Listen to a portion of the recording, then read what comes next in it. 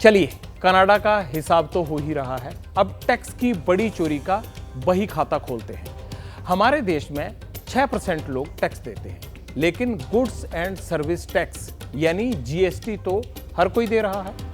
आपकी रसोई का सामान हो, कपड़े लत्ते हो, गलती से भी अगर किसी ने टैक्स नहीं चुकाया तो आम आदमी को 10-20 रुपए के लिए भी नोटिस आ जाता है टैक्स के बारे में। ऐसा कैसे हो सकता है कि किसी की टैक्स चोरी का तब पता चले या वो टैक्स चोरी तब पकड़ी जाए जब टैक्स की देनदारी 55,000 करोड़ पार कर जाए, वो भी आज के डिजिटल जमाने में।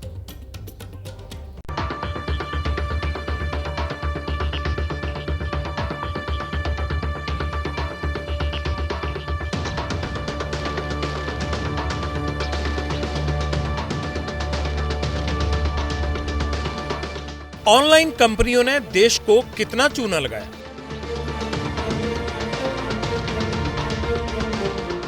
देश के खजाने में सेंध किसकी गलती से लगी।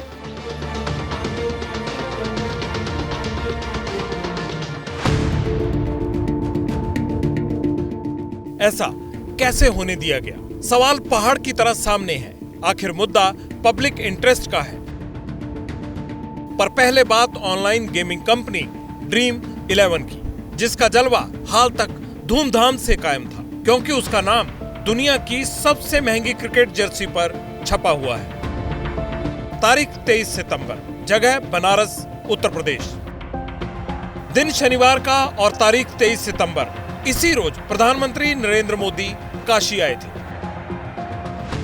इंटरनेशनल स्टेडियम का शिलान्यास किया था। उसी रोज मंच पर पूर्व क्रिकेटर सचिन तेंदुलकर ने पीएम को टीएम इंडिया की टी शर्ट गिफ्ट की थी। टी शर्ट में एक तरफ लिखा था नमो नंबर 1। यहाँ तक सब ठीक। अब टी शर्ट की फ्रंट साइड आइए, जिस पर लिखा हुआ था ड्रीम 11। यही कंपनी टीम इंडिया को स्पॉन्सर कर रही है। ड्रीम 11 कंपनी पर देश के खजाने से हजारों करोड़ रुपए का टैक्स ढकारने के संगीन इल्जाम लगे हैं।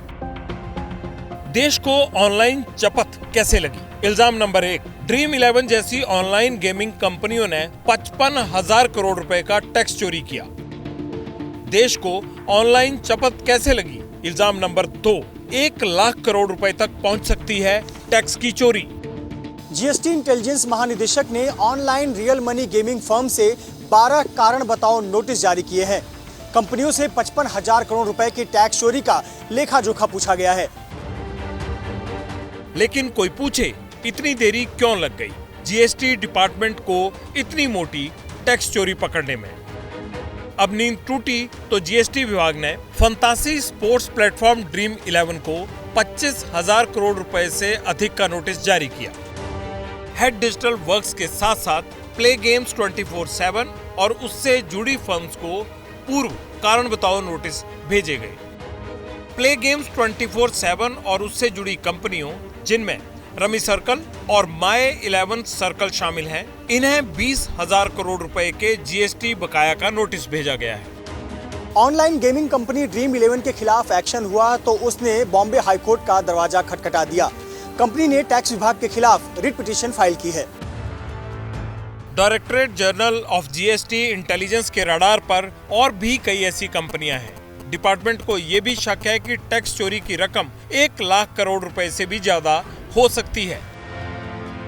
अब सवाल ये कि क्या कड़े नियम सिर्फ आम आदमी के लिए ही हैं? सवाल ये भी कि आखिर पहले सरकार को इस गड़बड़ झाले का इल्म क्यों नहीं हुआ? क्यों सिस्टम सोता रहा? और किसकी गलती से 55,000 करोड़ का जीएसटी चोरी हो गया?